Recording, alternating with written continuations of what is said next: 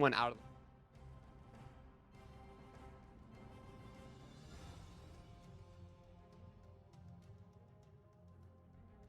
games. Hopping into draft here, though, some quick fire bans hitting the screen already. Set Renekton taken off the board by Supernova. Meanwhile, the Viego locked out by Radiance.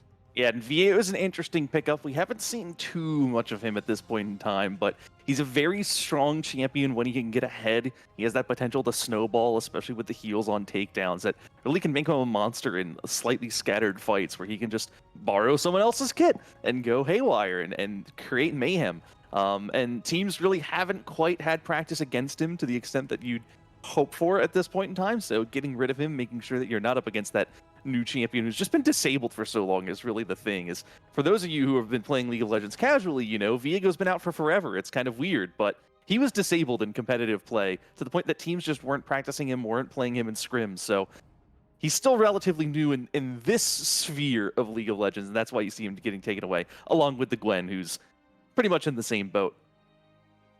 Yeah, they came out around the same time. In fact, I think a lot of people combine their lores together, so I'm not surprised to see both of them being taken off the board because they just haven't been seen in pro or competitive play yet. And without that understanding of how they work at that level, it's really difficult to play around them. We do see the Lee Sin being locked in here. I'm curious to see, there's a lot of bruiser focus coming out in these bans today, and it feels like Supernova in particular are afraid of the top laner from Radiance. Taking a look at Philip here, they banned out his Aatrox, the Renekton and Set also typically brought in the top lane, but can be flexed towards the middle lane. So Supernova not trying to give over these bruiser picks and then decide to take the Lee Sin for themselves. A great flex pick in its own right. Yeah, of course, Lee Sin now as a solo laner, he can go mid, he can go top. He's actually kind of unviable in the jungle, and with Morgana being locked in, it's kind of a confirmation that he's definitely not going there. Of course, Morgana, still one of the top junglers. She's received a few nerfs to her clear, but the fact that she still clears as fast as she does has not been changed that much. She's still one of the premier junglers in the meta right now, so they'll go ahead and snag her. I think Supernova pretty content to take Morgana as blue pick 2 when Varus and Karma are picked away by Radiance. Curious to see why the emphasis on Karma is. We do also have the Braum locked in, which tells us that this Karma is going over to one of the solo lanes. I would honestly believe it's going to go towards the top side of the map. Take Karma, able to really just farm up versus any top laner. Bruisers have a really hard time dealing with it. You can even work towards a Moonstone if you go in the mid lane, and providing just that AoE team-wide healing and shielding effect out of this pick for Radiance. This means a very supportive style composition for the red side team. So I'm wondering where they're going to really be putting their eggs into which basket. Varus is a great late game carry, but we do see a lot of different styles of Varus plays. A lot of times we see the lethality, which isn't the hard carry that you'd want to see being supported by the likes of a Braum and Karma. There is always the on-hit build as well. When you pick a Braum, I do suppose that it is going to be going towards that on-hit style of gameplay because it just works better with the concussive blows. But I'm curious to see, is there going to be another source of carry potential coming out from Radiance here? I would personally like to see the likes of maybe even a Kale. I think has gone really underneath the radar as of recent. We do have double 80 carry bans coming out though for Radiance here as they want to try and lock down that bottom lane pool as they consider the 4th pick here. Yeah, and I think you made a great point here, which is that a lot of this kind of depends on what this Varus does. Lethality Varus is the most popular build, especially in North America. But with Karma Braum, you want him to be doing raw DPS. You want him to be hitting hard. You want him to be hitting fast. So I would expect this to be on hit or even crit Varus. Rumble going to be locked in as a jungle answer to Morgana. Of course, that is the pickup that's been used most frequently to answer her. He does clear the jungle very quickly and healthily as well, so he can kind of keep up. And then the Equalizer in team fights, one of the strongest team fight ultimates in the game. If you can lay it down in the right place or on the right choke, then it can just win a fight all on its own. So he's kind of the pickup that answers that. There are people who are critics of it, don't like it as much, but it has been working in competitive play for teams that are comfortable and practiced on it. And especially if your jungler has some practice on the pick, then it can be a lot more effective. The Equalizer, one of the weirdest abilities to use in League of Legends. And actually, it's, funnily enough, he's one of the worst red side champions in League of Legends because of how the map perspective works. He's just one of those weird things to consider that few people do, is that the camera angle makes the Equalizer a lot harder to hit from red side. So when you're fighting down and to the left, that ability can just be more janky to connect with. So, of course, practice can make up for that, especially at this level of play. Tristana and Ryze going to be locked away by Supernova to complete their team comp. And it's really going to be up to the last pick here. The Rek'Sai is actually something I'm Oh, super excited to see from Radiance here. Looking at kind of the champion practices for Radiance, Bluster doesn't have a whole lot of practice on the Rumble. And it's when it comes down to picking this Rumble in the jungle, you do have to have practice on it in order to make it work, like you mentioned. But putting it into the top lane, the real Philip does have practice playing the Rumble. So that's a great flex pick in order to keep that final pick opportunity open for top and jungle side here. Tristana get locked in from Supernova on the other side.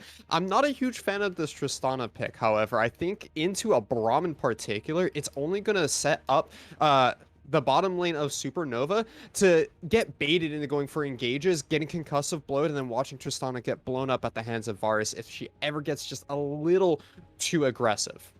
yeah, jumping in as Trist, very difficult into this team. There's a lot of lockdown, a lot of CC that can kind of say, okay, now that you're in, you're staying in. Even the Karma Tether can be a big problem for Tristana, who jumps in into the mid-late game, because once she jumps in, she gets tethered. Even if she's going to get a reset, the root will probably come in before that reset comes online. That means that she's just going to be sitting there. So it's the aggressive jump-in Tristana gameplay that's just disabled here by these pickups from Radiance. So I think that is a concern, but I like it because it has priority in lane. It can push, it can shove the Varus in. He kind of has mana issues. If he's going to keep up with a Tristana who's actively hitting the wave at all times, he's not going to have the ability to counter push, which can lead to some early dragons. You can leverage your Morgana jungle to keep that pressure going. And that I think is a big part of it. And then in skirmishes, of course, Tristana is relatively effective. She's just always going to be able to blow targets up as long as the Braum isn't right on top of her. The Rise is an interesting pickup. That's not something that's super popular right now, but it works at this level of play. You know, it's not good in solo queue because the Realm Warp is impossible to use without voice comms. This is voice comms. It's pre-made fives. These teams have practice on these champions, so you can actually see that get picked up. And the Rek'Sai, I think, is probably my question mark, because even though it's practice, that champion is just a little weird right now. Rex has always been one of those champions that sits in a really weird spot, though. You have to have particular practice on the champion, just like the Rumble jungle. It has to be something you're comfortable with. I'm really curious from your perspective, though, Coleslaw. Looking at the compositions on both sides here, they got a lot of early game, you got a lot of late game, you got a bit of team fight, you got a bit of pick. It seems like both of these team comps are really well-rounded. But I want to know, where are you looking to see both of these teams start and play from the very beginning of the game? And if you had to give it to one of these teams just based off of composition, who do you think is going to come out with a victory? So I think my biggest question is where this Karma and Rumble, and the Lee Sin for that matter, are going to be going. There's kind of a lot of weird flexibility. We've seen Rise tops, Lee Sin tops, we've seen Rumble tops. That was his original mid, or his original play. Here it's Lee Sin top. Rumble mid's kind of picked up on popularity. And if it is Rumble mid, it's Rumble top is what I'm hearing from our draft. So that makes me think I like this composition from Supernova more. I like Rumble mid. Mm-hmm. Sorry, I was like listening to seeing where these champs got locked in as I was talking. I like Rumble mid because it has the mid game pressure. Once you have level 6 on Rumble, he can just go where he wants and make kills happen. He has the pressure, he has the push, and he can make it happen. The Karma mid doesn't really provide that. She's not like a traditional mid laner in that sense. She can go even. She can support the jungler with kind of shields and some heals and make sure that skirmishes don't go terribly wrong, but Rumble's the one that proactively wins skirmishes. So I really like the Supernova early game considering that they've got that mid lane matchup, and I really like their late game considering they have Rise, who's just the strongest late game champion in this game, especially if the Varus is going lethality, which I suspect it might be, even though there's the Karma mid. Well, a little bit of Supernova bias for the Supernova stream, ladies and gentlemen, but there's only one way to find out who's going to win Game 1 here between Supernova and Radiance in our first series of the Cup tournament. We're going to be right back in just a few minutes after the spectator delay with the first game. Do not touch that browser. Do not go anywhere. We'll see you guys soon.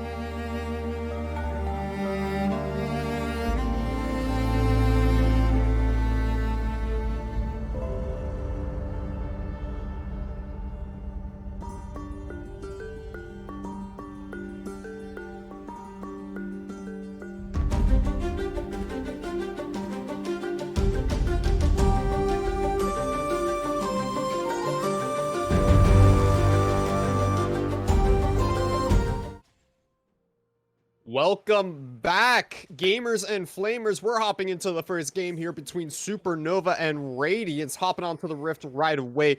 Typical 5-point starts here. Nothing too exciting to begin off this game, but it should be an exciting series nonetheless. What are we looking for so far, Cole? Yeah, I think the big question mark for me more than anything is just what does this Varus build? That's going to be a massive influence on how the rest of the game plays out. If he's an on-hit build and this is a supportive Karma, then we can expect that to kind of be a hyper carry approach. We're going to need to be watching Vex and keeping an eye on him because he will be a big factor as to who's able to pull this game out. If it's lethality, then I think Supernova can punish that pretty hard by just getting a little bit of armor. And we'll see if they're able to do that. Beyond that, I want to pay attention to this mid lane matchup. I think the Rise is kind of not known for being the best in the early game, but Karma is the same. If one of them can get ahead, that can be a pretty big deal, though. So the jungler's going to be wanting to look there. We're going to want to look to make something happen.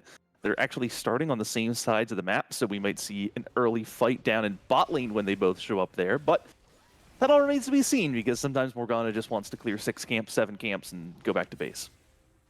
It's a typical start for the rec side, but I'm really curious to see that Maddie has started on this Wolves camp. It's not really where you see a lot of junglers start. If you do want to start with a smaller camp, typically you start with Raptors, but we already see Maddie, he's finished his Wolves, and instead of going towards blue buff, goes down towards the Raptors instead. So he's looking to do these 2 smaller camps that are AoE clears very quickly, very easy for Morgana jungle. So that's going to be a quick bunch of CS picked up for Maddie, and then he's going to be able to pick up his red buff and start rotating down towards this bottom lane, hitting that level 3. We might see an early cheesy gank versus this Varus and Braum trying to punish the shove that they're already starting. Yeah, and with kind of unorthodox pathing, what you get is unpredictability, right? So you're sacrificing pathing efficiency. The blue buff and Gromp are still up. And the benefit is that the enemy team just doesn't know where you are. Why is there a level 2 Morgana down here who started without a leash? That's the question that you're going to have Radiance asking, but here comes Maddie. That's the jump forward. Rocket jumps. Lynx is going to be able to try and get onto Vex. The heal is popping. It's going to be enough. Double rocket jump. Goomba stomp. First blood picked up for Lynx. Now he's trying to get onto Key Tong. The binding will land. Is there another explosive charge? There is not, but auto attacks and CC are enough. Lynx and Supernova find double kill for first blood. Yeah, and that's basically exactly what Maddie wanted. It was the cheesy level 2 gank. Clear a couple small camps. Don't even bother with the blue buff or Gromp. That's normally what you want on a champion like Morgana. But if you don't get a leash and you punt those camps, you're just showing up when you're not expected. Vex and Kitong were not ready. They were not prepared for that gank. It showed up. They were pushed up. And it was just a very easy conversion for them. That's a double kill onto Lynx. That's a huge good start for this Supernova bot lane. And the Tristana getting that snowball rolling early means that she's going to be a threat for a very long time. Yeah, Papa Chow looking to try and stop this Scuttlecraft from going over, but with both his jungler and his AD carry leaving, he's going to have to back off and make sure that Rek'Sai does get this one. But what it does do is it buys time for Maddie to get back on the map. Gold spent for the AD carry. Sleepy Lynx is going to be coming back into lane with that Noon Quiver already picked up here. Meanwhile, Vex is going to be sitting on just the boots. So an early dominating itemization here for Lynx should be looking to play quite aggressively, as we see Maddie might be looking for the gank to gank start here. Is going to be still ignoring that blue buff. Doesn't need it just quite yet. Instead, opting to pick up the Scuttle Crab because the bottom one was already taken. So Real Philip is able to see that one and backs off. Should be fine for now.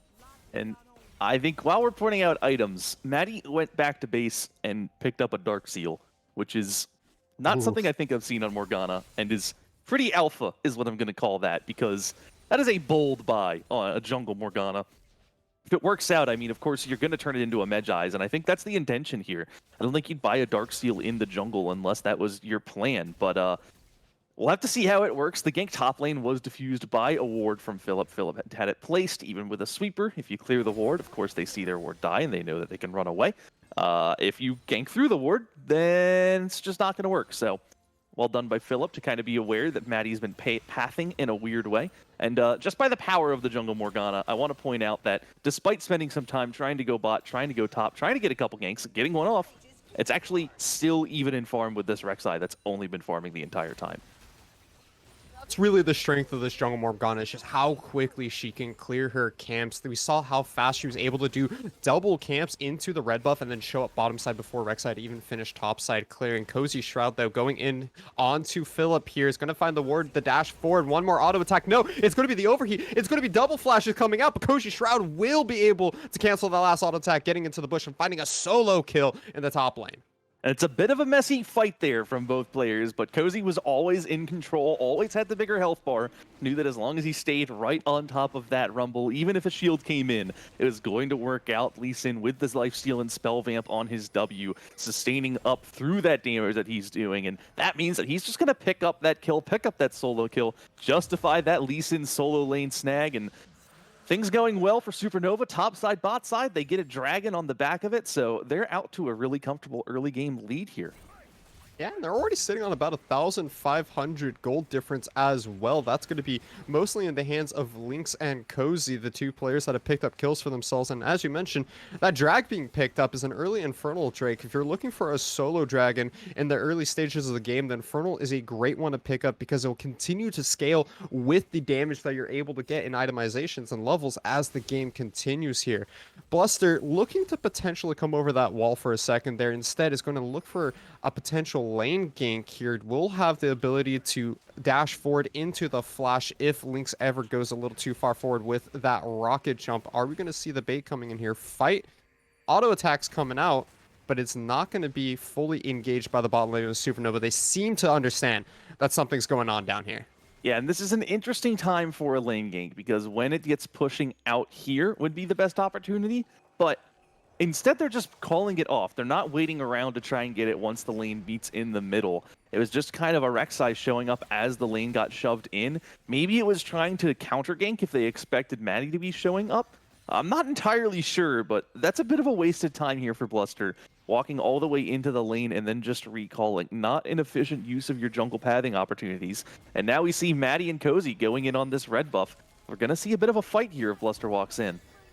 When you send time bottom lane, it means that Maddie's able to go for the invade here. Smite comes down. Is it going to be able to pick up the red buff? The equalizer comes over the wall. Maddie has to flash away, but he's leaving Cozy all to himself. Strumpus also going in, is not going to be able to get the secure on any kills there. He's not going to be able to save his teammate. And Maddie with a flash forward from Keatung, and the Winter's Bite will go down. Double kill picked up for Philip, and 3 kills returned for Radiance.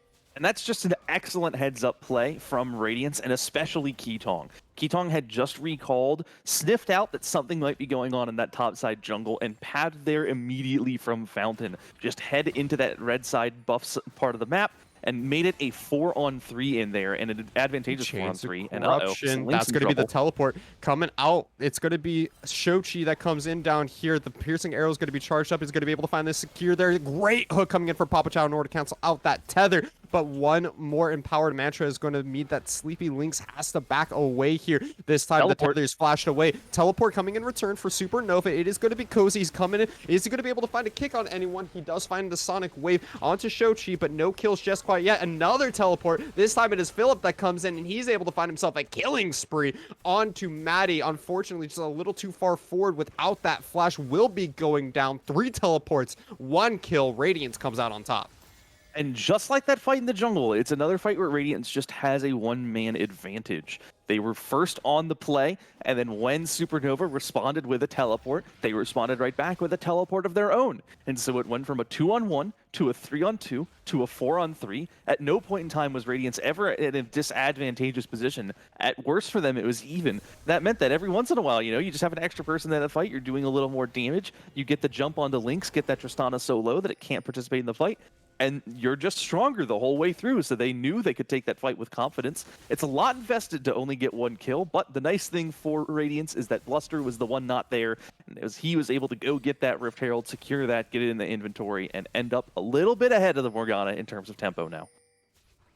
What's important there is that Bluster is also able to pick up the Rift Herald, like you mentioned. That means he's going to be able to look for a play around the map and get some platings and help out his laners when it comes to these gold differences as well. Looking at the bottom side, Lynx still has those 2-kill advantage onto Vex, is still chugging towards his first item just a little bit faster here, even on farm. Has that shutdown gold. If you are able to get Bluster on this bottom side of the map as he is now and find a way in behind Sleepy Lynx, then we can absolutely see a moment where Radiance can blow this game wide open for themselves. It will be that lethality Varus that you had mentioned before, so there's entirely the possibility that Vex can just quickly give the old 1-2 with the piercing arrow after the Chains of Corruption in order to blow up Lynx, and with Bluster there to support, they could absolutely find the shutdown gold.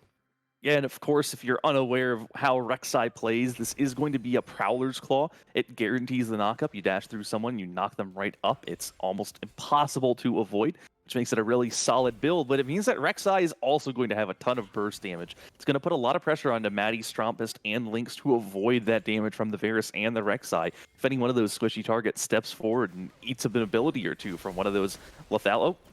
Oh, look at the mid lane. Ooh. Okay, well... Goodbye, Shochi. I guess so. But the fight's going to be continuing here. Strompus has to use the ultimate in order to get out alive, brings his teammate Cozy with him, so I feel pretty cozy underneath their own tower there. We'll be feeling safe and secure. Dragon has spawned onto the map. Second drake of this game is going to be the Mountain Dragon, which means we're left with an Ocean or Windsoul for the final dragon of this game. I personally think that Windsoul goes a little undervalued here. It will be a fantastic ultimate for either team because you do have a lot of very important ults here. You got the depths from below, you got the Lee Sin Dragon Rage kick, and on the other side you do have the Equalizer, you have the Glacial Fissure, so both teams would like to have those reduced ultimate cooldowns, but it will be the Ocean Soul, and arguably the most beloved soul outside of Infernal because of just how powerful it is. Yeah, I was gonna say, if it was Cloud Soul, you know, the Varus ult with 4 Cloud Souls is like one of the freest pick tools in League of Legends. I think it's less the soul itself and more the fact that you can just stack a ton of Cloud Dragons. Ocean Dragons, not so bad. They normally are a little more valuable in teams that have giant, beefy, tanky frontliners. The only real dedicated tanks in these games are the supports who aren't going to get that tanky because they're on support income and building support items. So I think Ocean Soul's maybe a little lackluster here. It's not as exciting and valuable as it could be in a game with a little less damage, but it is still fantastic in what it does. It is still great. If you take a fight, you get a little low, you can back off, heal up a decent amount, and then go back in, especially if you have the soul. So that can be a big fight winner. We have a fight breaking out top, though. We do have a fight breaking out top. Flash is being blown by both sides here, and Real Failed has to try and make his way out of here. Papa Chow going forward with a hook is not going to find anybody as he's a little late to this fight, and instead it's going to be disengaged from Radiance as Supernova trying to hover around this top side of the map. They might be looking for a second Rift Herald or invade into the enemy jungle. Yeah, and you see Tremor Sense just providing so much value there. Papa Chow had not been spotted out on a ward, but he was spotted moving in the Tri-Brush by Bluster's Tremor Sense. And that gave Bluster and Philip the knowledge they needed to get away, back off, don't try and take a fight that they weren't sure they could win. And they make sure that they survive without losing anything other than a little bit of vision going over inside their jungle. So very good heads-up play and very good passive play from Radiance. And as soon as they think everyone's left, guess what? They push right back up, they drop the Herald. They're going to get themselves at least a couple plates here before they go down. They might even be able to pick up the entire turret here. A couple more auto attacks will secure the first brick of this game over to Radiance. So an extra chunk of change for Bluster and Philip. Now they're going to be able to backspend that gold, but it looks like they're canceling the back. Maybe Cozy's in a bit of a tough spot here as we rotate down to the bottom side of the map. A potential dive being set up here. Vex, what are you going to do? Flash forward. Depth charge comes out. The Chains of Corruption is able to lock up Papa Chow, but it is going to be the AD carry that is focused. Buster Shot comes out for Lynx. Is able to secure the first kill. Teleport coming in by Shochi. It is not going to be able to find a whole lot of damage because this is a very supportive Karma in the mid lane. Don't you forget. And now it has to flash away. Shochi backing away. Rocket jump forward from Lynx is going to force an extra flash out from Keetong. There will be 1 kill picked up in the bottom lane, and hopefully this turret as well. And that's just a really late teleport from Shochi. The dive was being set up for such a long amount of time. Radiance just didn't sniff it out, didn't have an idea, and then it was executed well. Papa Chow tanked the turret. Lynx was able to get the damage off. Can Stropus and Lynx escape here now that Bluster's showing up? He wants blood. Yeah, Lynx, you just got to not move, my friend. You got to make sure you get out of this one tight. But Philip, he knows what's up. He sees the alcove outplay and says, not today, but he still gets a return kill. Sleepy Lynx is able to find 1 extra kill for himself. Shochi just staying a little too late with a little too little help. Yeah, and that's a good play from Lynx to realize and identify when there's no way out, you're going to die. you got to try your best to see what value you can get. It's a bit of a desperado move, saying, I'm going down, but I'm going to take one down with me. Shoji just sticking around without enough health, without the shield cooldown to keep himself alive, means that despite that being basically free, it's ends up being a kill going over to Lynx on this Tristana, now at 4-1, very, very accelerated compared to the Varus on the Radiant side of things.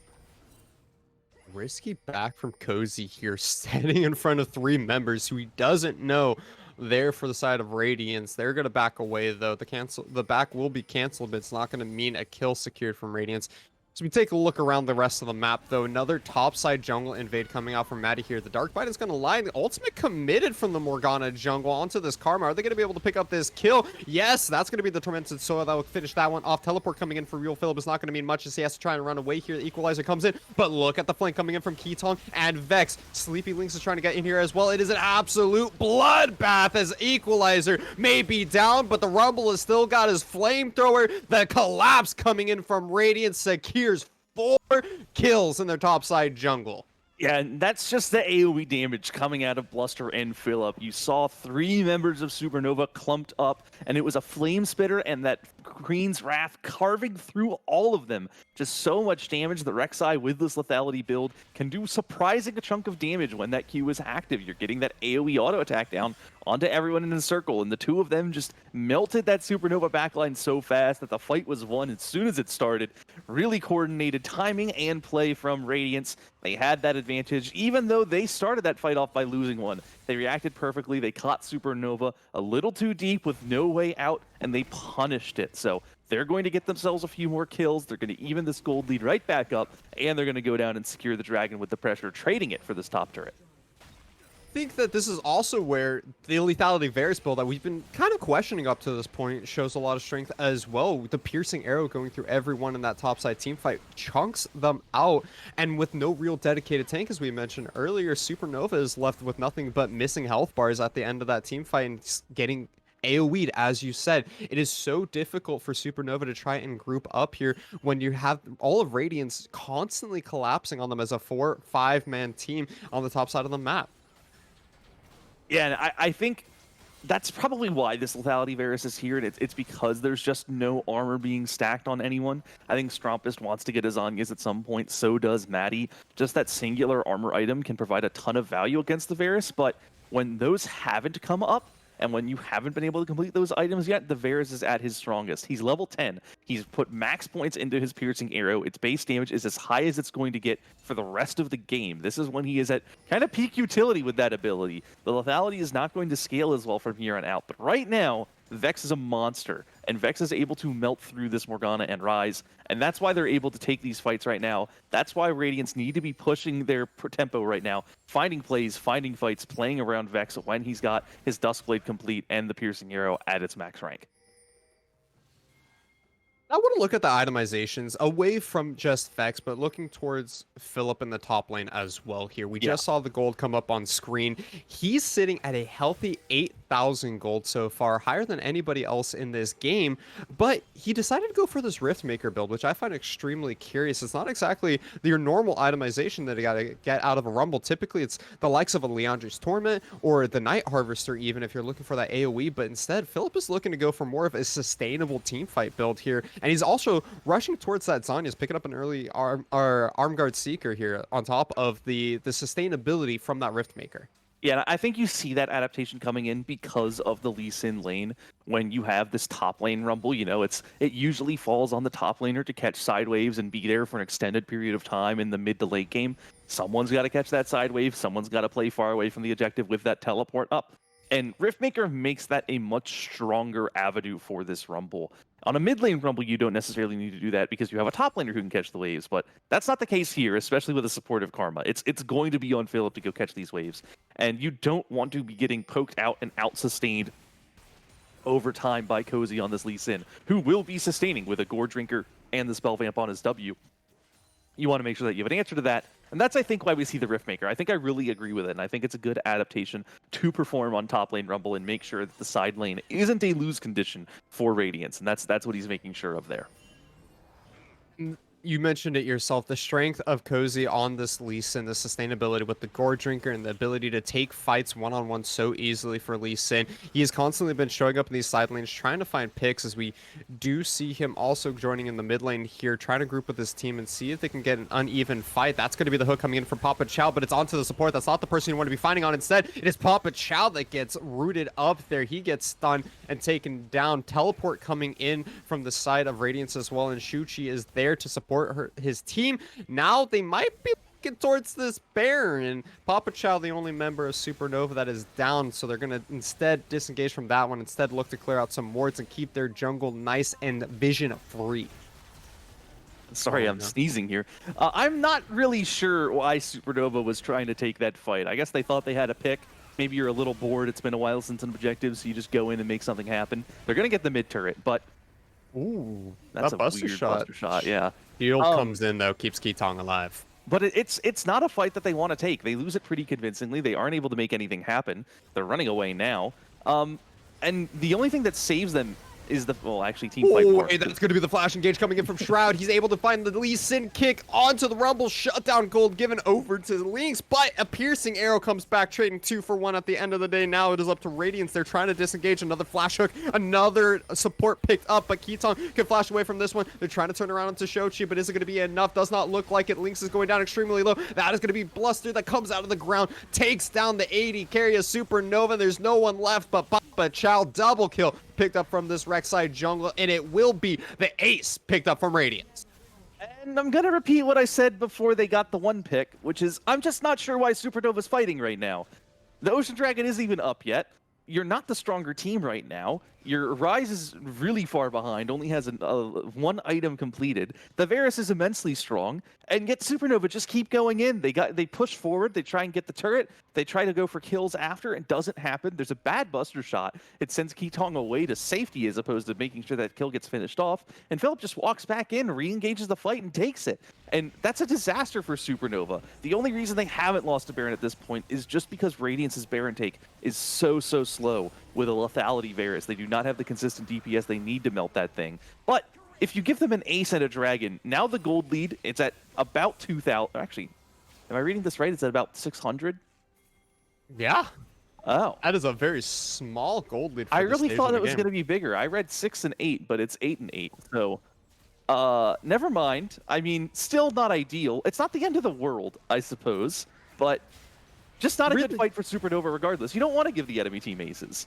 Yeah, you also don't want to be taking this fight in the jungle.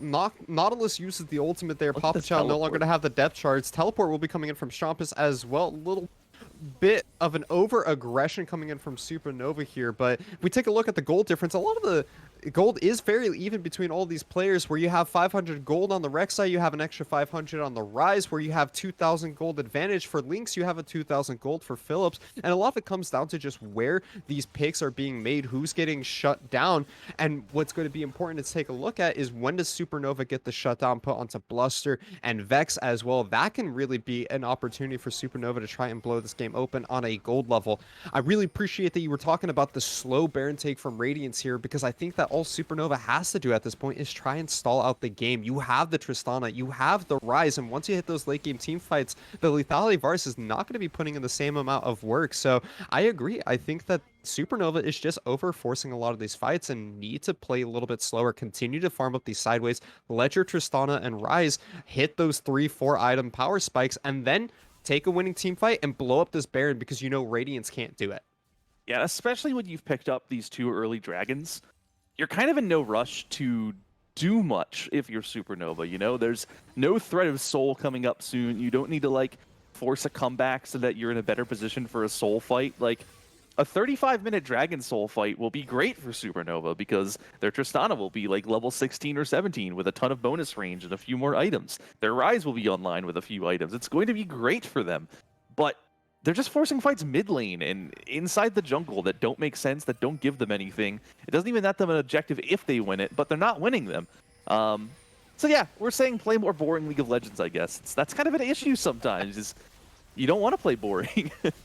We want to fight. That's what Strampus says. Taking a good trade into Shochi here, but he's going to be going down extremely low. One more mantra is going to mean he gets chunked out, but he takes the realm warp to safety there. No 1v1 loss in the top lane to the support Karma, which is a little difficult for Strampus. If you gotta wonder, when does he start coming online? He does have all 360 stacks of his tier. I'm sure once he completes that Saras Embrace, he's really gonna start to look to try and take these fights, and will have so much extra damage for it. He has managed to pick up the Everfrost and the Zonyas that you mentioned from before. That will be so helpful into this Vex and Bluster double lethality composition.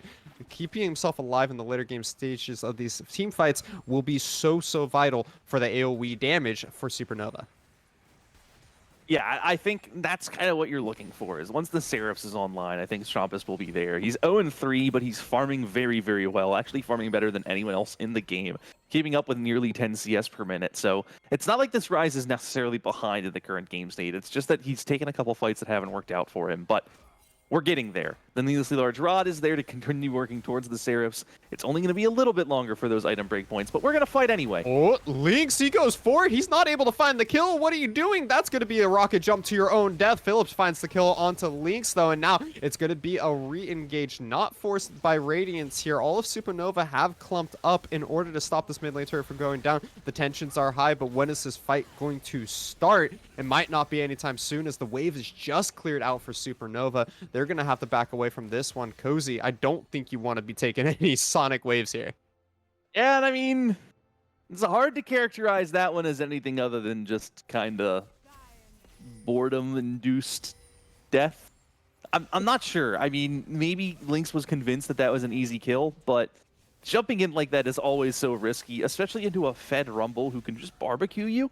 You know, you just have fried Yordle on the menu if you go that far forward, and that's exactly what happens. There is no enchanter, there is no heal items anywhere on Supernova to keep Lynx alive. This is a Nautilus support who built Locket. It was on cooldown for that play, so just not available to mitigate any of the damage coming down on the Lynx, which means that when he jumps in, he's got to be ready to kill his target or die. And in that situation, he doesn't kill his target quickly enough, he doesn't get that execute, and then he dies.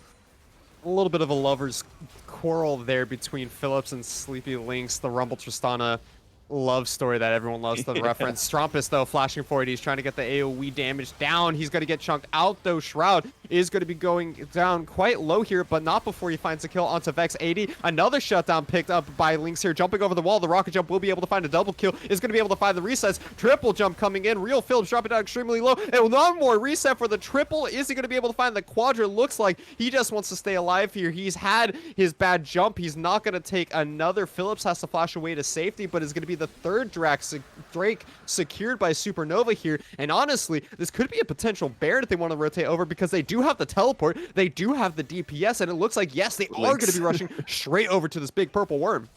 Yeah, and finally they find a fight, you know? It's if at first your engage doesn't succeed, try again. Supernova just gonna keep going for fights over and over. Strampus finds an angle, finds a massive root with the Everfrost to kick that off.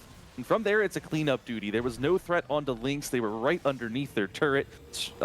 Bluster couldn't really get in to threaten anything. And when that Rek'Sai just wasn't able to be super effective in that fight, it meant that the Tristana, it meant that the Rise, the Morgana damage all came through, all made that fight happen. They're able to go and pick up that Ocean Dragon because they're right next to it. And then, of course, with the Rise ult, they're going to get the Baron. So it's 2 objectives, 4 kills, and a huge swing in favor of Supernova that now puts them in control of this game. 3,500 gold is also going to be their total revenue from that entirety of the play there. They also have the rest of this Baron power play to work for themselves in order to get more turret gold that is just sitting advantages for themselves across the map. We do have both teams posturing quite aggressively, especially Radiance in this middle lane. All 5 members grouping up here. They do not want to allow this mid lane to get shoved out, as they see that both side lanes are not in a very advantageous spot for Supernova, but Strampus is quickly making work of that bot lane wave, and now the rotation from Radiance to deny this wave as well. Some great macro play coming in from Radiance to deny the shove with this Baron. Yeah, and the right way to play this as Supernova is to kind of try and push the 2 lanes at the same point at the same time. You see Papa Chow's walking up very far. He's going to draw the ire of Radiance, though. Ooh, that will be the Prowler's Claw into the knockup. Pop Shot dropping down extremely low, but Bluster is not going to be able to find the kill. Instead, he gets chunked out. Another great Zon is coming in from Philip here, but he does not have the flash this time around. Instead, it's going to be the Karma Shield that keeps him alive. Great play from Radiance in order to play aggressive without losing any of their members. They are trying to stall out for time, but now they cannot stop this second wave that has been pushed up here. The first turret from this Baron power play will be going down. Cozy is going to be able to find the second in the mid lane, and now we see these two minion waves starting to sync up. We see them pressuring this bottom lane inhibitor. That one will get bursted down so quickly as well. Yeah, and this is where the Tristana starts to shine, is when you're able to push and siege and hit turrets without too much to contest you. You just do so much damage to them. That explosive shot on top of it means that Lynx is going to demolish that turret in the blink of an eye. And now with the Baron, Supernova just going to try and crack the base for real. Whoa. Woo! Goodbye, Philip. Getting blown up. Lynx goes forward there. Another rocket jump. A little aggressive for my taste, but nobody on Radiance wants to try and fight this one just quite yet. Instead, they are backing up. They know that Philip is the majority of their damage. First Nexus turret is going to be down. Supernova is just looking to end here. Somebody's got to do something. That's going to be the Lee Sin kick coming out. Vex is able to stay alive as he gets kicked into his fountain, though. Zanya's being popped by Cozy in order to stay alive, but Lynx is still in the backline. That level 16 Tristana is doing so much DP as double kill picked up. Vex goes down. Shochi and Keetong, the double support duo, will not be able to do enough damage in order to finish off Supernova here. Another minion wave shows up. The second Nexus turret goes down. Teleport into the fountain by Strumpus. It is just all kinds of disrespect coming in from Supernova here as they are able to pick up victory in game one.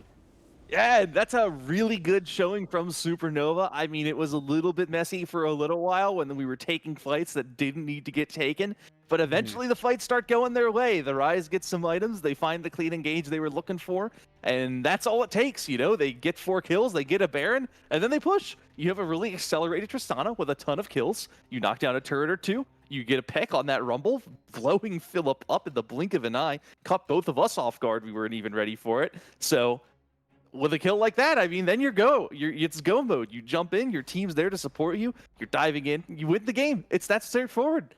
That's all you got to do, Icarus. Just kill everyone.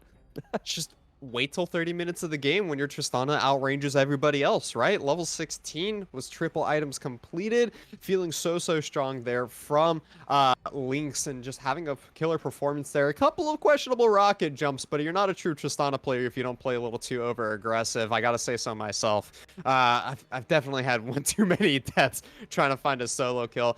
But it really did come down to the late game there from Supernova. They finally found that late game team fight. And really, I think a lot of it does come down to the lack of that carry position for Radiance that we were talking about. Yeah, and on top of that, I think Radiance's shortcoming came with a lack of engage, or lack of anyone willing to engage, you know? Like, they were at a point where they were the stronger team. They had their builds at the right breakpoints, but we didn't really see any Chains of Corruption coming in to connect onto anyone for picks. We didn't see Bluster on this super fed Rek'Sai going in and finding much. It was always just reactive play from Radiance. It was Supernova would go too deep, they'd go into the jungle and take a fight they didn't want, and Radiance would come in, they'd punish them, they'd kill them, maybe they'd go take a dragon, but that was it. They didn't start fights, they didn't go for dives, they didn't generate plays for themselves, and it gave Supernova enough time to breathe, to sit back, to scale, and then it fell apart for Radiance. You got to question, what can Radiance do there in order to give themselves this opportunity? Do you go, you know, the on-hit crit build for Varus and play for that peel and never allow them to get that far ahead? Do you pick up an Alistar instead of the Braum? I really think that the bottom lane having a lethality alongside the on-hit effects of Braum kind of felt just a little disjointed there for the Radiant squad. And they did have that lead, as you mentioned. It's not like they played poorly. They played phenomenally well. They just didn't have the composition in order to back it up. They didn't have the carry. They didn't have the engage that they needed in order to continue and force their advantages. But ladies and gentlemen, we do have an entire series here for you. So Radiance has the opportunity to show us a killer game 2 here as Supernova pulls out the first game. We'll be back in a few minutes as we get ready and set up for the second game of this series between Supernova and Radiance. Do not go anywhere. We'll be back in just a few.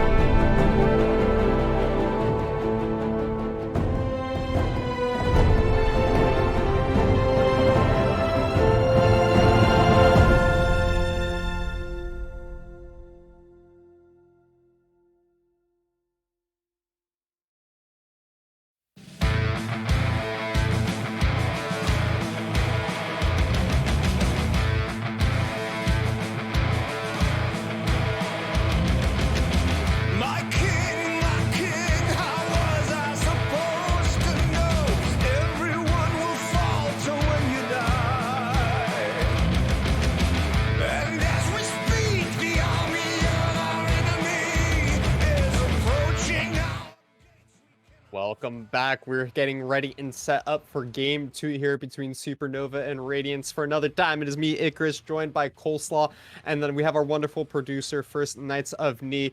What an exciting first game of the series there, though. We had a little bit of everything we were looking for: some lethality, some DPS, some early game dominance from Supernova, some late game, some mid game powerhouse plays coming in from Radiance. But of course, Supernova is going to be our victor after that first game. Coleslaw, what do you make of it, and what are you looking forward to here in game 2?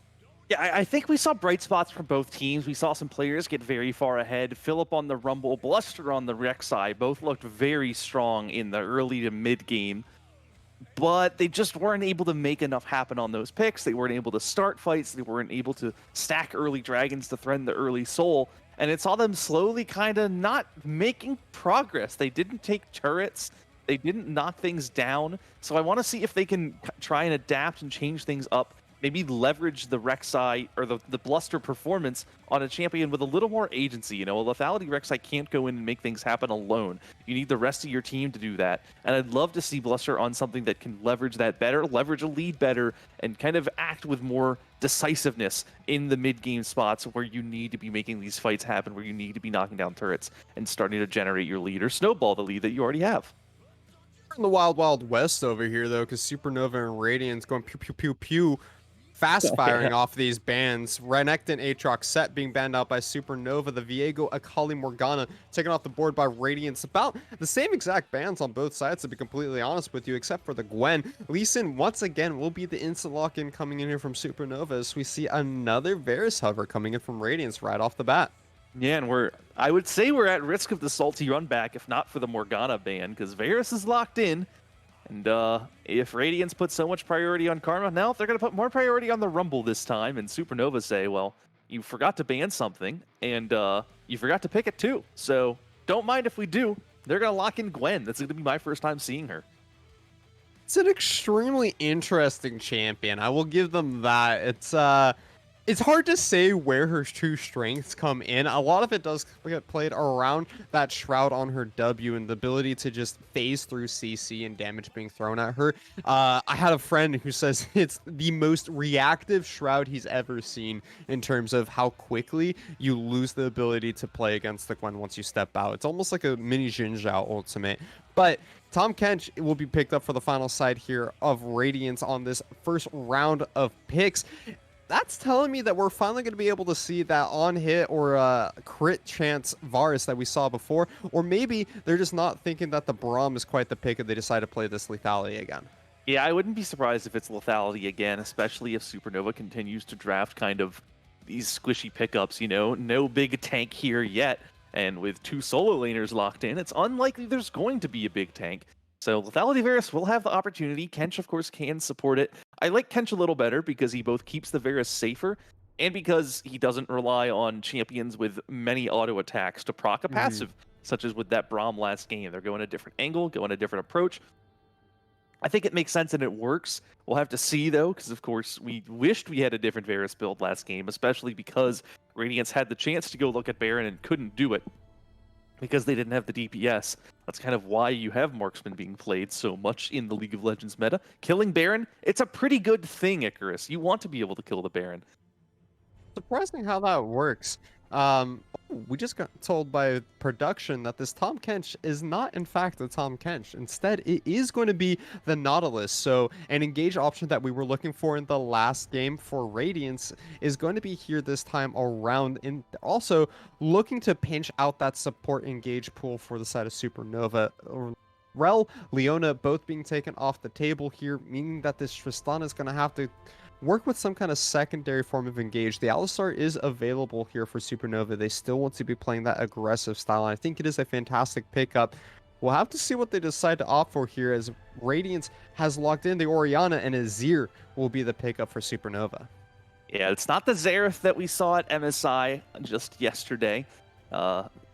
Xerath is a very good answer to Orianna, but Azir can work just as well. He does outrange her with the Sand Soldiers, and with that ability to poke with his Q, he can kind of create a lot of pressure if the Orianna's not playing carefully. But of course, he can be vulnerable too, because if Orianna walks at him and lands a shockwave, he's very vulnerable to ganks. In any case, They're going to round that out. Icarus, as you predicted with the Alistair, I think that was basically all Supernova had available to them with Rel and Leona banned, so you totally called that one out. It's a good lock-in for them. It will combo well with the Trist as well. I mean, they could have locked in a Thresh as well. That's always your kind of go-to engage style support, but it's not going to have the same oomph that the Cow brings in the bottom lane. This Kayn Whoa. lock-in from Radiance, though. I Well, saw the hover, and I was like, they're not going to lock it in. I'll talk about it a little bit because I like the champion, but they decided to lock it in, and now I got a lot of questions for Radiance in terms of what their game plan is. yeah, so for starters, I can say that Thresh is no good into Kench because you land the death sentence and Kench says, The death what? Nautilus. Death tummy.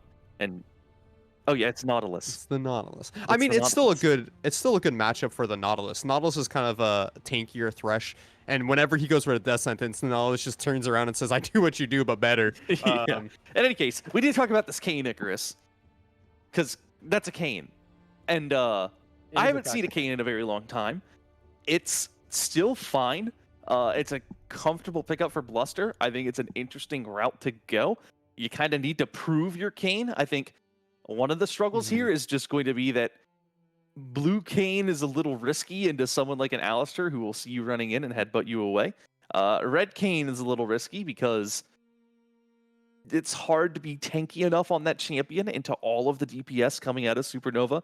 You have Gwen with the true damage on her Q. You have Tristana pumping out just raw DPS at all stages of the game. Azir no slouch either. So I want to see what Bluster goes and what Bluster builds because that is a big question mark for me. And I'm not sure how I would build Kayn into Supernova's composition. I'm gonna call it now. I'm gonna risk my knowledge, my League of Legends experience of 8+ years here, and say that's gonna be a blue Kayn, and I could be entirely wrong on that one. But I just think if you're the side of Radiance, you have double late game hyper DPS carries in the Azir and Tristana, and something we didn't get to talk about a whole lot is the late game Rek'Sai, the late game assassin playstyle for Radiance. You sacrifice your life for the AD carry. Your life for Ire. You go in, you make sure that you might die. You will die, in fact, but you make sure that you kill your opponent's main carry here. And Kayn, when you go that blue build, is pretty much the same way, but you have the ability for a brief respite, the same as Rek'Sai does in the middle of the fight with that ultimate. And I would love to see Radiance play that style again. I just need to see Bluster commit to making sure he kills the enemy AD carry or kills the enemy mage in the mid lane, because that's when those assassins really pop up, is when you're able to kill those massive DPS carries in the late game. Yeah, and I think the nice thing here is that it pairs really well with this Nautilus. That's something that we were kind of missing last game, is that there was nothing super scary that could engage a fight that an assassin could follow up on. It was the Rek'Sai that just needed to go in and make it happen alone, or the Varus ult, which just wasn't connecting free fire, you know, it was working in team fights, but we never saw the Varus ult going in blind or to start a fight off. A Nautilus hook, you're throwing those things out, man. They're easy to hit. The hitbox is as big as the entire lane if you use it right. And it's just one of those abilities that's going to be good for this Radiance team to combo off of. And if you have a blue Kayn who can throw out a ton of burst damage, he gets that bonus damage on the first ability he uses on a champion, he will go in and he'll just melt someone. And that's really big here. So I think it's going to work better, given that there is that supportive pickup to make it happen. And we'll just need to see if Keaton can get around the map, can roam enough to support and enable this blue Kayn pickup and try and snowball and get that rolling as it needs to, because Red Kayn, as we said, just not going to be great here. Blue Kayn, it needs to get ahead. It's not a good pickup when played from behind. You need to make sure that your team is playing around it, enabling it. And it's going up against a Gwen jungle, which I admittedly do not know a single thing about that matchup. Gwen into Kayn just wasn't prepared to tell you about that. I'm sorry, everyone. I don't think anyone was prepared for the Gwen versus Kayn matchup. I actually personally, just based off of like how their champions kit works, I think that it'd actually be Kayn favored here. Gwen does like to have pretty extended fights. The ultimate has 3 proc, and with the melee range of Kayn, it means that he can get within that shroud zone, try and take those 1v1s, and won't be able to be CC canceled out. The hard part is the magic resistance and armor that comes in additionally for Gwen once she does drop that shroud. There's a lot of questions about both of these teams here, but ladies and gentlemen, we have the game to answer all these questions for you. We're going to throw it over to a quick spectator delay as we get set up and ready for the second game here of the Cup tournament between Supernova and Radiance. Do not go anywhere. We'll see you guys in just a couple of minutes.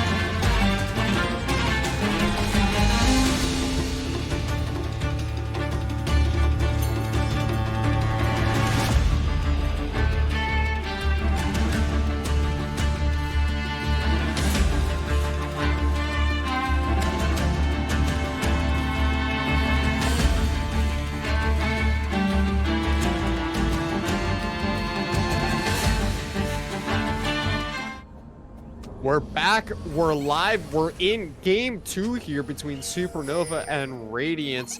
It's going to be both teams sticking to the same sides as last time as well. A fairly repetitive compositions coming in. We have the Tristana, we have the Lee Sin top, we have the Rumble top, we have the Varus again. So a lot of the key players, the first rotations here, but then we start getting spicy on some of these picks. Coleslaw, go ahead and run it down for me here. These early game strats coming in from both of these teams, what are you hoping to see?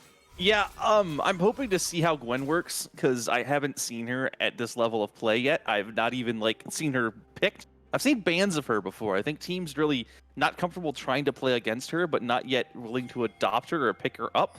She's kind of requires a lot of practice. She came into the League of Legends space with a pretty abysmal win rate. It's just gone up from there with a couple buffs and with people figuring her out. So it's been fun to see, but I think not many teams have invested into how to play her, how to execute correctly. Supernova, they've taken up the charge. Maddie, unafraid to play this Gwen. That's what I'm going to be watching. I'm just curious. I don't know the clear. I don't know the pathing. I'm learning right along with everyone else, I think. So that'll be fun. And of course, what this Kayn does. I think the jungle matchup's really going to be a big deciding factor in this game. So that's where I'm going to be trying to focus most of my attention. Mid lane, of course, kind of a bit of a snooze fest. Top lane, the same as we saw last game. Bot lane, I mean, there's a lot of kill pressure if these supports go in. So we'll have to see how that works as well. Jungler's probably going to play a big role down there. Seen a little bit of Gwen so far in the jungle. I think I've casted like one game of it. The early game is really a struggle for Gwen. You stay healthy, but it is just so slow here for Maddie. When it really starts to pick up is once you start getting that first and second item underneath your belt. Topside, Shroud, Cozy taking a bit of damage here as Philip gets the full Flame Spitter. Also using that bone plating in order to make sure that the trade back doesn't go into Cozy's favor, but a quick level 2. The Sonic Wave misses, so no level 2 advantage there for Cozy as Philip quickly follows up. Yeah, and you saw Cozy briefly thinking, he hit level 2 first, so when you do that, you always want to take a fight against a level 1 opponent if you can. You're up like 400 gold in that brief moment, which is a massive amount when teams have 4,000 gold total. But the Rumble hit level 2 right after, and then of course the Q miss, so nothing doing there. Now, this was a lane that we saw Cozy get a solo kill in last game, right around level 4, so I'm curious to see if Philip has learned a lesson, if Philip's going to be able to avoid that this time. So far, lane going pretty well for this Rumble. Yeah, going pretty well here. The Sonic Wave, the Resonating Strike. Shroud's trying to go in here, but I think he kind of got a little bit of a Lee syndrome coming in as the flash is forced, but there's a flash follow-up, and Philip says it's a little too easy here as he gets the first blood with the solo bolo in the top side of the map for Radiance. That's the revenge solo bolo, Icarus. That's the return kill. It's a solo kill for Philip, but fighting not stopping. Found a couple flashes burned here in the bot lane. A flash forced out by Keetong and exhaust used by Vex AD. Surprising to see that the AD carriers decided to opt for the exhaust instead of the heal here. I actually think it's a really intelligent adaptation here. You don't get a whole lot out of heal when Alistar's always going to be engaging alongside Lynx, but you can always exhaust the Tristana whenever she uses that rocket jump in. We see it save the life of Keetong here. Now it is going to be both junglers going back towards this top side of the map. They're going to be starting off their second rotation of jungle camps here, but Gwen and Kayn both might be looking for a play on these top laners. Yeah, and we saw Bluster and Maddie actually meet each other down towards bot lane. Whoa! Ooh, that's going to be Cozy once again going in. He has the safeguards and safety. Is it going to be Maddie that comes in? Flash being able to secure that one. Not quite yet for Maddie as he's trying to pick up Philip, but Bluster's already gotten the kill onto Cozy. Is it going to be able to find the kill? Yes, that'll be one more dash, one more slash coming in from Maddie. Is there going to be just one more set of abilities coming out here from Maddie? The cooldowns are not available. He has to dash away to safety and work himself alive. Yeah, and so that's both junglers showing up. Of course, both flashes were burned in this top lane, so Nautilus is dead. Some more fighting going on the bottom side. The teleport coming in from the real Philip. Is the arrow going to find its way onto the Tristana? It doesn't, or at least it doesn't find the kill. Flash and heal has been used by Lynx. I'm assuming that is a flash blown by the Tristana in order to keep himself alive. Meanwhile, on the top side of the fight, we got so many fights going on that we can't get that the director doesn't know where to look as Cozy finds himself a kill underneath both turrets bottom side. Philip is trying to make sure that this wave gets denied from the bottom lane of Supernova. He has nothing to worry about, though, as Lynx will be able to find a recall. Huge wave denied on the bottom lane. A kill picked up both bot and and top for Supernova. And at the end of the day, the gold's even. There's not a whole lot coming out in terms of advantages there. Yeah, I think the thing we missed topside was, I think Bluster went in onto Maddie, made a dive happen, got the kill, but had to escape out towards the enemy base. And that meant that Cozy, on his way back to lane, was able to pick up Bluster. So they traded up there. Bot lane, it looked like they started with the kill. Philip teleported down, got a revenge kill. So it ended up being relatively even on both sides of the map. Nothing doing for either team in terms of an advantage, as you said. A lot of fighting, though, a lot of chaos, a lot of mayhem. And the end result of that is that we only have 3 flashes available across the board. That means that this is going to be a chaotic game. The junglers thrive in a environment where there's no summoner flashes. Those are huge defensive tools. Nothing in top lane. No junglers have flashes. Bot lane basically out of summoners. So if they show up in these side lanes, they're going to be able to get kills. They're going to be able to generate things for themselves. And that's what you want to pay attention to here, because this can make a game snowball very quickly when you have so many summoners burned from so much fighting. It's curious to see that 2 out of 3 of those flashes that are available are on both of these control mages in the mid lane. Neither will have their teleport available, as both have been used in those side lane fights in the past couple of minutes. As Dragon is going to be started up here from Supernova, so both mid laners might be looking to rotate over. Azir will have the advantage. We'll have the prio on this one. Papa Chow has to bop Bluster over the wall, and now we finally see Strumpus starting to come over. The Gwen uses the Shroud in order to try and keep himself alive, but Maddie's going to be going down immediately. Sleeping Links, the exhaust comes out from Vex one more time. The flash is also going to be coming out from Vex in order to guarantee himself to safety, and it is 2 kills picked up from Supernova. They had the prio, but Strumpus just never able to make his way down there before that fight started. And I'm not totally sure what Maddie was doing there. I think he saw Bluster come over the wall, but missed the fact that Vex and Ketong were rotating up as well. And so you saw this Gwen just kind of sitting on the dragon, taking damage, not getting the dragon low enough. And eventually that collapse from Radiance came in. They were the stronger team. They had the bot lane in first. They didn't have anyone from mid lane to counter them. Vex might be going down here. Don't think so, though. Don't think so. One last auto is all Lynx needed there, but just not quite in range. There was no flash and exhaust available for Vex either, so if he just barely gotten in range for that last auto, he would have been able to secure it. Bluster is going to be canceling the recall, bottom side of this map, making sure that Vex is safe in case the dive gets set up here from Papa Chow and Lynx, but they seem to understand that that dive would not work. Instead, a reset coming in for Lynx here is Maddie rotating towards the top side. Flash is about to come up for Philip. The kick is going to come true, though. Equalizer comes out, and just as the flash is about to come up, Maddie secures the kill. Flash just available now for Philip. A very unfortunate on the timing, but a great punish from Supernova, understanding those flash timers. Yeah, you know, that's the advantage of actually writing it down in chat. That's a sign that, I mean, either you got very lucky or you knew exactly what you were doing. It was calculated perfectly. We can't see, but I imagine at this level it was calculated very perfectly. You know, you say, we got to go now. The flash is coming up in 10 seconds. Go, go, go. You go and get that kill. You punish that early flash burned in that level 3, level 4 fight where Philip got that first blood, and now you return that kill right back. You get Cozy a little bit of a lead. You're able to push a wave into the turret, and that makes sure that this top lane goes back to even here. So that's a big advantage for Cozy. Needed that to keep up with this rumble, so heads up play by Maddie. And of course, that play's allowed, especially because the dragon's already down. That's when it's easiest for junglers to get up towards the top side of the map. The only unfortunate thing, they don't get the Herald on the tail end of it. It looks like Bluster's going to pick that up instead. Bluster does make the rotation towards that top side of the map versus Maddie has to rotate down towards their bottom camp rotation. So just a little bit of an unfortunate camp rotation coming in here. Will not be able to place himself on the top side of the map when that Rift Herald does spawn, and got a little too low from that top lane dive to make things happen. Ketong will be able to find Maddie in the jungle, though, looking for an invade, but as Maddie that's going forward uses the ultimate, almost finds the solo bolo in the jungle, but Ketong has to flash away. Blue buff will be started up for this Gwen, but Vex says no, that's going to be my jungler's blue buff. Flash over the wall for Papa Chow. Flash follow up by Maddie. They're trying to burst out Vex, but he's going to be doing so much damage. Finally goes down, but he's bought enough time for Bluster to show up. Bluster's there in order to get the return kill. He finds a second for his efforts, and Strumpus has to pop the ultimate, bops Bluster over towards Lynx, and Lynx is now taking the brunt of all this Kane's damage. The ultimate used. Triple kill might be secured here. The flash so close with that Buster shot from Lynx. almost had the outplay, had the right idea, but it's just not enough damage this early on in the game. 3 kills picked up for the side of Radiance as Bluster sits at a healthy 6-1-1. And that looks like just uncalculated aggression. Oh, Cozy might be going down here too. I don't think there's too much to say about this one other than, well, wait for it. Man Lee Sin to the top lane. He goes down There it here. goes. Flash for flash once again, though, so that's going to be another flash timer that he can track for his opponent. So, back to that bottom side jungle fight, though, which was a little more consequential than the one solo kill up there. It was just a little too much aggression from Maddie, you know? You're a level 7 jungler, you find the level 5 support inside their own jungle, you say, well, hey, I'm up 2 levels, I have items, I have gold, I'll kill this guy.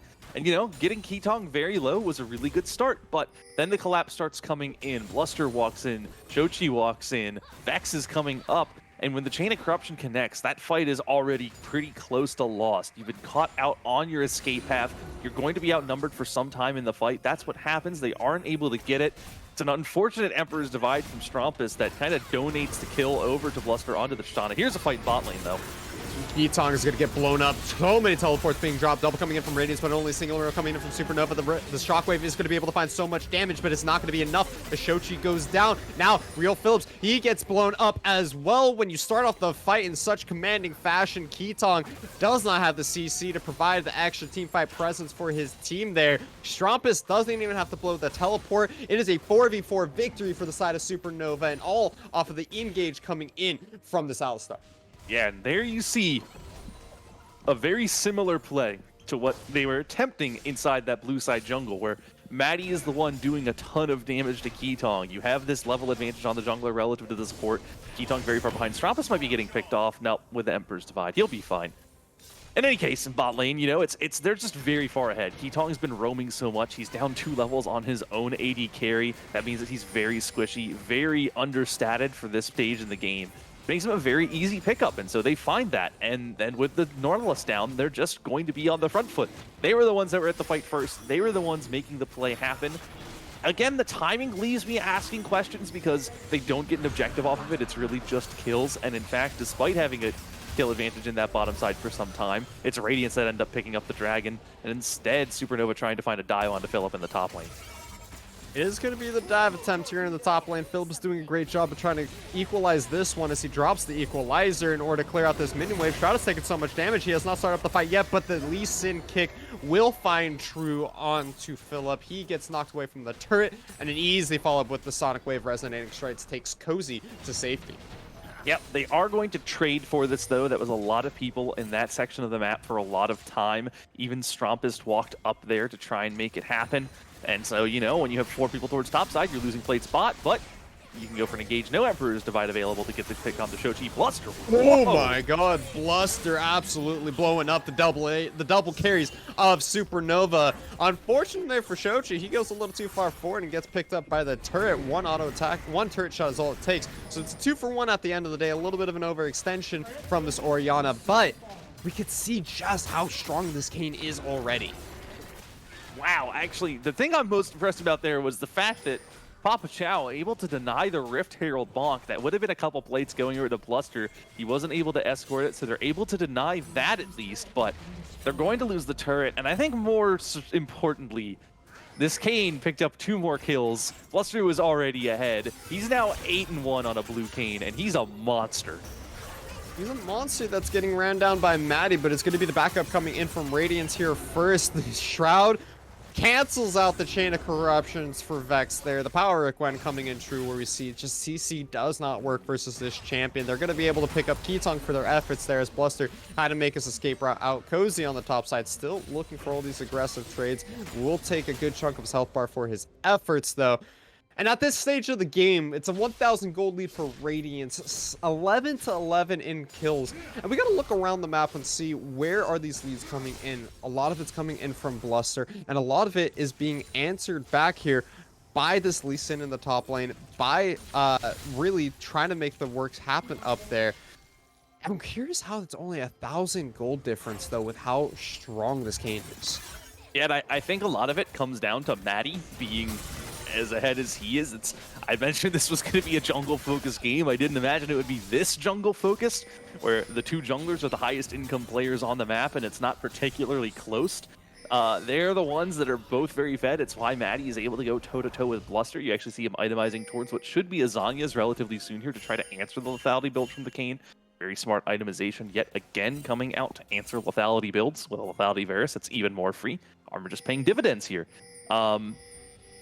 But you're right, it's a little surprising, you know? We don't see much of a farm lead anywhere. We see a ton of kills. We see Vex dead. I mean, Turbo dead. He's absolutely dead here. He's all kinds of dead. Turbo, Maximum, Ultimate dead in the top lane, or in the bottom lane over there. The Hex Flash coming out true for Papa Chows. We have another engaged topside for Cozy. He's able to dodge away from that equalizer, but is Bluster here to follow up. No flash committed from the Kayn jungle, but flash will be blown from Cozy. Now, the re-engage, not the minion wave, is coming to the turret. He's going to be able to find the W, but he's going to be able to follow up. The ultimate comes out. That should secure the kill. No, he misses the Q. The turret being taken up by Philip. Fortunately enough, he's able to execute. Doesn't take any damage throughout the entirety of that, but Cozy, he manages to get away by the skin of his teeth there. I don't think he deserves to live, but live he will. Yeah, that's just fantastic play from Cozy to try to avoid everything. He flashed the initial damage from Bluster, getting out of that W before it could connect with him. Then he kind of played bob and weave underneath the turret, dashing here and there, doing what he could to avoid as much damage as possible. And it ended up being just not what they were looking for, you know? The Kayn never tanking aggro, especially when he uses his ultimate to disappear. And, Sleepy now in trouble. Oh no, Sleepy, this He's is not still where in you trouble. want to He's be. still in You're trouble. still in trouble, Chief. You may have flash, you may have heal, you may have everything available to you, but Bluster, he is feeling so strong. The heal flash and a second rocket jump is going to be able to find the safety for Lynx, though, as he's trying to make it out here. Bluster's going to be able to walk up. Flash, that's going to be the secure onto the kill. Go over to the AD carry. Finally, Shochi, though, in all of his efforts to try and help kill this Tristana, finds herself way behind enemy lines. Will be going down eventually to the hands of Strompist here. Orianna goes down 0 and 3, so it's a 1-for-1 at the end of the day, and Bluster, again, behind enemy lines. Ooh, great Zanya's, but is it going to be enough? It's a little bit early. I think he still goes down here. Legendary for Bluster. Is this going to be the great man escape? He's going to be trying to make the full marathon across the map. 1 wall, 2 walls, 3 walls. Are we going to find 4? We're not going to find a 4th. We will, and it's going to be enough in order to get out to safety here. Bluster making the deep man dives and making the absolute outplays.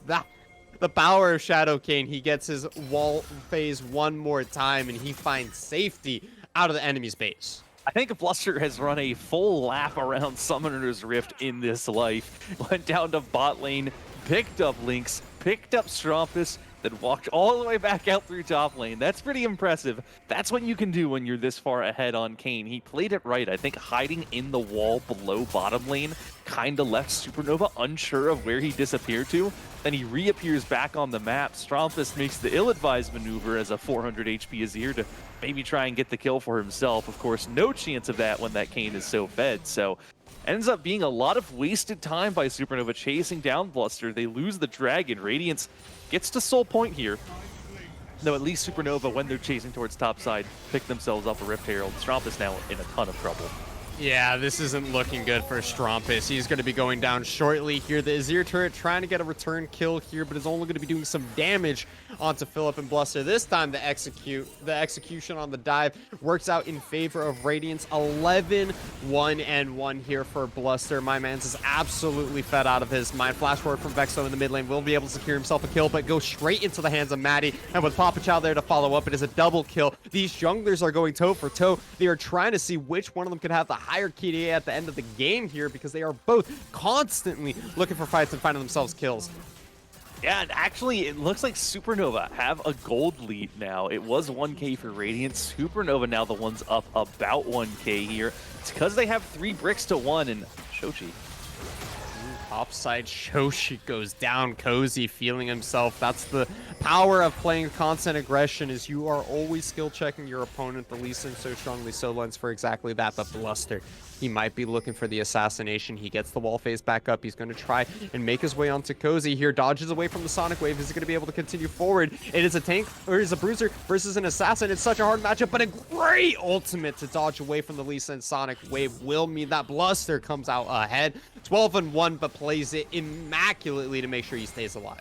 I'm immensely impressed with Bluster's play. I mean, Bluster was a monster last game. He's even more of a monster this game. I think the Kane's just working better than the Rek'Sai because he gets around the map faster. He makes things happen faster, and he's able to generate these solo kills left, right, and center. He's the one making everything happen.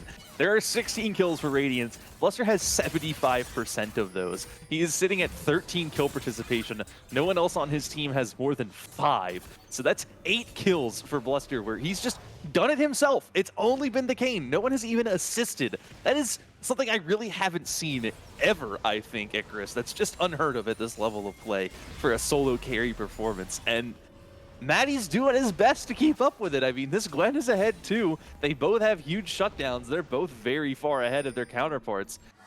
I mean, what a weird game. It's hard to make sense of it because the rest of both of these teams are just so far behind. At some point, we're going to get a grouped up team fight. There is a Soul being threatened in a minute 30, but until then, I mean, it's just the Gwen versus Kane show. Really feels like we're getting the high elo solo queue special here, where you just have two junglers that play very assassin-y styles of gameplay. We're finding picks constantly just of their own accord here. Lynx might be caught out here, but Bluster's looking towards that bottom lane. He wants to find Strumpus instead. An early Emperor's Divine. The W is still going to find True, though, for Bluster. Will not be able to find the ultimate. Has to back away from that one. Meanwhile, top side of the map, the Rift Herald's getting dropped. With 2 people showing bottom side, this could be Supernova's opportunity to look for a fight as they engage onto Vex. He's going to get immediately blown up. Maddie's unstoppable. The Rift Herald is going to be able to charge into the turret as well. Equalizer comes out and try to buy some time, but it's Sleepy Lynx that is going over the wall. He's not going to be able to find the reset onto Philip. They're continuing forward here. 2 members of Radiance are down, and the Rift Herald is going to be charging into the turret, and Blusters finally show up. What will he be able to find for his team here? He's sitting in the wall. He's waiting his time for the opportunity, but he will not be able to find it. It's going to be a disengage here from Radiance. You spend so much time running around the map, playing that solo queue style, and the punishment is a lost team fight on the top side of the map and an open inhibitor. Yeah, and so that's kind of... Hold on, I'm going to have to cut you off here. Cozy finds the insect onto Philip. That might be the play that they need in order to secure this dragon fight. 15 seconds until it spawns. Yeah, so what I was going to say before Cozy just found a free kill is that the risk that you take when you are your team's entire lead is that if you show up on the map somewhere that your team isn't, then the rest of your team is super vulnerable. Stays alive. The heal comes in. Papa Chow is able to make it to safety barely by the hands of Sleepy Lynx, who saves his life, the true hero, and this means that Bluster is not available for this dragon fight. He's healing up going through the walls here. Is he going to be able to take the steal? No, it is secured by Maddie, but he sacrifices his life. And that's totally worth it if you're Maddie. I think the team got a little distracted trying to chase that shutdown gold. They weren't able to get it. Bluster a little too fast into those walls, though at least Papa Chow lived. So they deny the soul. Maddie dying for that soul, totally worth it. Now you just need to make sure that the Baron isn't what's going to go over. Of course, it's a really slow Baron take, as it was last game. It's a lethality Varus, not a critter on hit Varus, so there's not a ton of damage there. And actually, Shoshi having to run away while Radiance start the Baron up. Ochi disconnected from the rest of his team. He will have the teleport available, so he can make his way back into the pit, but he's not going to be available for this fight because he does need to go back to base and heal first. Teleport now being used, so he will be available for the rest of this fight. Cozy has to try and make something happen here, but will not take that Sonic Wave as Maddie was dead and has not spawned yet. 3,000 health on the Baron. Tensions are high here. The Baron is starting to heal up. It's back up to 4,000, 5,000. The Baron has been reset, so it's not going to be continued here. Radiance has to try and disengage here, and Cozy is looking for his way over the wall. Sonic Wave finds its way on. He's going to be going in. He pops his on. Needs to buy some time, but where is the rest of Supernova? They are not here, but it is Trumpets in the backside with the 4-man Emperor's Divide. He finds himself 3. Sleepy Link is able to find another one. It is only Bluster left alive. He's going in. He's trying to trade 1 for 1. But Papa Chow shuts him down, and Supernova at 24 minutes find a commanding team fight, and they just might be looking to end the game. And I mean, what a great play from Supernova. That was not just one person. That was 3 different people combining to make that engage happen. Cozy knew he could go in, get some damage in, get some slows, buy some time. He was going to die for that play every single time, but he knew the follow-up was there. Strampus flies in with the Emperor's Divide, gets everyone with it. Supernova immediately clean up the fight, immediately wipe Radiance, and